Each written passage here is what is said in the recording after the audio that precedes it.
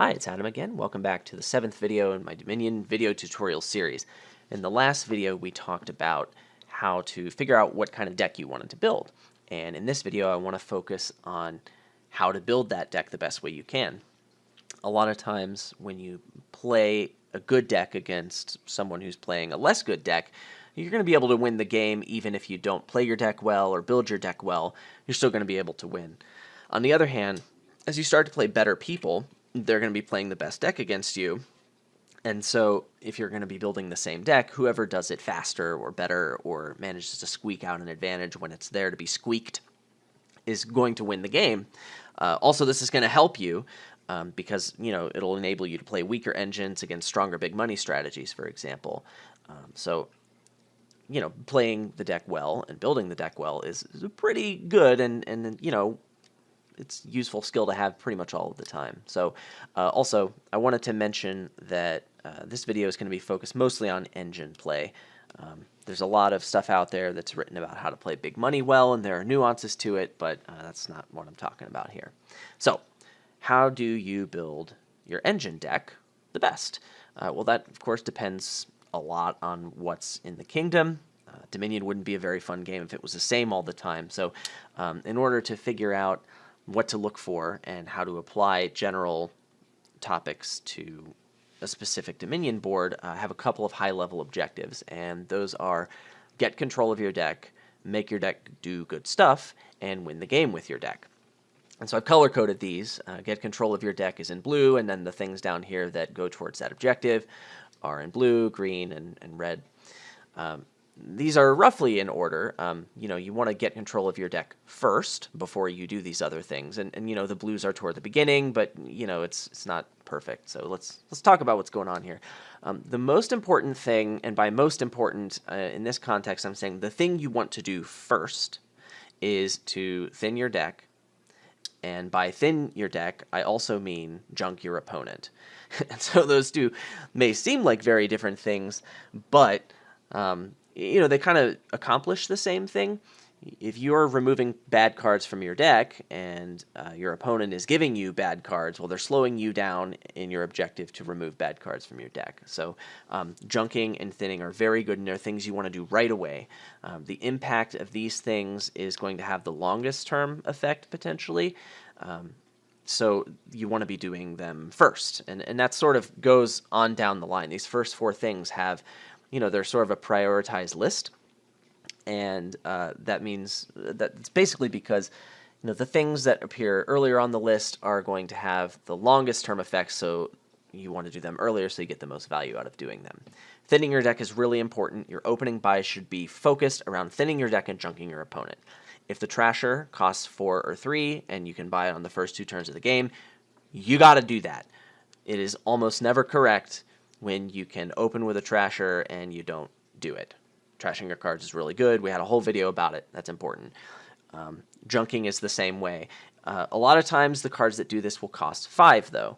And so what that means is your opening buys need to have a focus, and that focus is, I need to make sure I can hit 5 on turn 3 and or turn 4.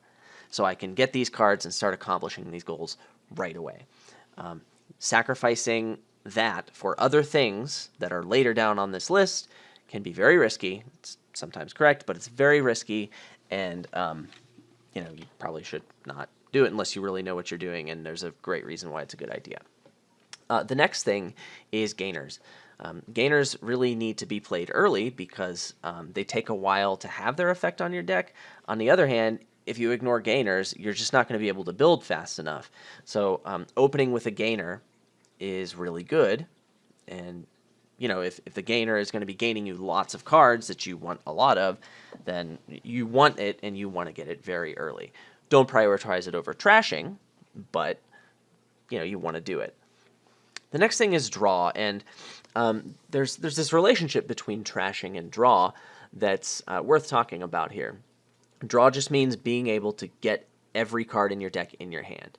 One of the easiest ways to get every card in your deck in your hand is to have less cards in your deck. So thinning is great for this. You can kind of think of it as when you trash a card from your deck, that means that's one less card you have to draw, but it's kind of sort of like drawing one more card every shuffle. So let's say you trash an estate. Now every shuffle, you don't have to draw that estate. It's kind of similar to just getting to draw that estate for free every time you shuffle your deck. When you buy draw cards, let's say you buy a laboratory, you are drawing an extra card every shuffle. So if I play my trasher and I trash an estate, just by playing that trasher, I draw an extra card every shuffle for the rest of the game. And then the next shuffle, I play the trasher again, I draw another card for the rest of the game. So you want to play the trashers early because their effects can stack, while just adding one laboratory to the deck is only going to draw you that one card. Now, that's important because you need to put more cards in your hand so you can do cool stuff. On the other hand, that's why thinning is more important. Thinning is in a sense, a lot like draw. And so sometimes, in the lack of thinning, you're looking for strong draw in order to make up for that, because they can sort of function well as like complements of each other. So that's an interesting relationship, and if you have that in your mind, it makes it easy to prioritize stuff. The next thing you want to be looking for is payload. Payload is, you want to be putting good things in your deck. I mean, when you decided to build this engine, you had an idea of what you wanted the deck to do. So you want to add the cards to your deck that are doing that thing that you want it to do. So there's this other relationship between draw and payload that I think is interesting. A lot of times, if you want to have a card in your hand that does something, you have to draw the card and you have to play the card. So if you add payload to your deck, a lot of the times you have to add draw to your deck in order to support that payload.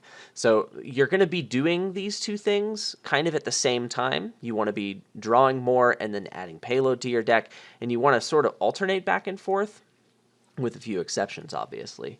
But drawing is usually more important because once you are able to control your deck, you can more precisely add payload. You can start to plan many turns ahead because you know you're going to draw everything every turn. You're not up to the whims of your deck. You're not going to have risk of stalling for a turn and just not really doing much, which is really unfortunate. It can be game decisive a lot of the time. So, think about when you're adding payload, you're also adding draw and that kind of thing. So these first four items are making your deck as good as it can be.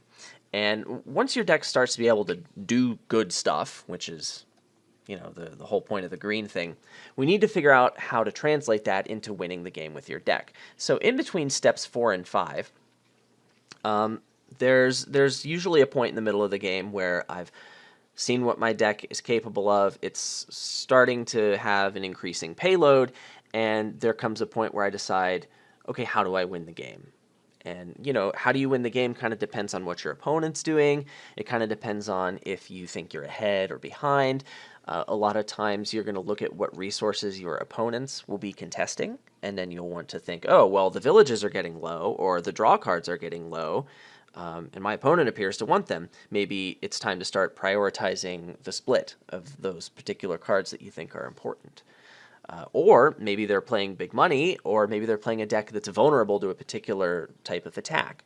That's when you decide, okay, well, I can prioritize that because, I knew I could do that if my opponent made a deck vulnerable to it. So, all this stuff that you thought about in the beginning of the game of, oh, well, this deck is best because it can adapt to all these situations. Well, now you know which situation you need to adapt to. Maybe by the time you get here, 2 piles are empty and it's time to go into panic green mode. Maybe that's the best way you can win. Or maybe you just need to continue to build more because you're afforded the tempo, you're not so far behind that you can afford to build more, or maybe you just still need to build more despite the fact that you're behind. So it's a good idea at this point, once your deck is starting to have multiple options it can take, to figure out, how do I win the game? And then once you figure out how you win the game, then you start playing towards that, and that's where endgame play comes in. So this is 2 words, and I have not explained these 2 words, and that's because these 2 words are very difficult to explain. There's going to be several episodes later on in this series about endgame play, because it's very difficult to talk about generically. It's a lot easier to talk about in more specific scenarios. So I want to try and bring a lot of those up, and even then it's kind of difficult for me to talk authoritatively about. Even the best players in the world have trouble with in-game play. And to be honest, that's where a lot of games are won and lost, especially when you start playing competent opponents yourself who are building the right decks and doing a good job at building them. Well, where's that other place where you can have an edge? It's playing the endgame properly to maximize your chances of winning, or maybe you realize you're behind, and so you're playing to your outs or something like that. So we're going to kind of gloss over endgame play, but this is basically figuring out how to end the game, and a lot of times you just look for a path to win or a path where you're most likely to win, and you just kind of follow it and try to adjust. So this list of priorities is a pretty good guide for what's important and when it's important, and this is the kind of thing that's going to dictate how you open. These are the things that are going to be weighing on your mind for what you decide to put in your deck in the first 2 turns of the game. Sometimes you have to put a silver in your deck so you can hit 5, so you can get that Trasher or that $5 junking attack that's super amazing. These are the things that educate that decision. So this is kind of a good natural break in the Dominion video tutorial series. This is going to set you up for a lot of learning that you can do on your own. And the rest of the videos in this series are going to be about a lot more specific topics rather than generic topics. So I want to kind of close this out and sort of reiterate what kind of things you should be attempting to do, a lot of the different decks you can try and play, and that's what this homework is about. So you want to play several games where you draw your deck. You want to know what that feels like and be comfortable enough playing that kind of a deck that you can focus more on optimizing it and doing it very well, using a lot of concepts from this video. And through that, you'll start, the more games you play, you'll start to develop a feeling of what kind of things are fast or slow. If there's no trashing, your deck's going to be slower. So now you know that, and so you can gauge the relative strength of that deck versus maybe a strong big money enabler or something else that's happening.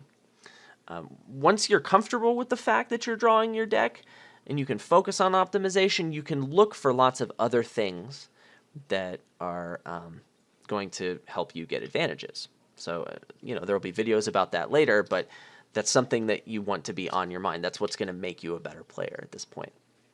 Also, it's a good idea to play several games with different types of payloads and, just get comfortable with what kind of awesome things your decks can do. Sometimes it's draw and play a bunch of treasures. Sometimes it's virtual payload, money that comes from action cards or good things that come from playing certain action cards together. Or another way to win the game is just to shut down your opponent. Make sure that they can't really accomplish anything for the rest of the game. Then you have as much time as you want to make up the points deficit that you likely incurred while building more. Anyway, thanks for watching this video, and I hope you watch lots more of them. I hope I get to make lots more of them. Bye.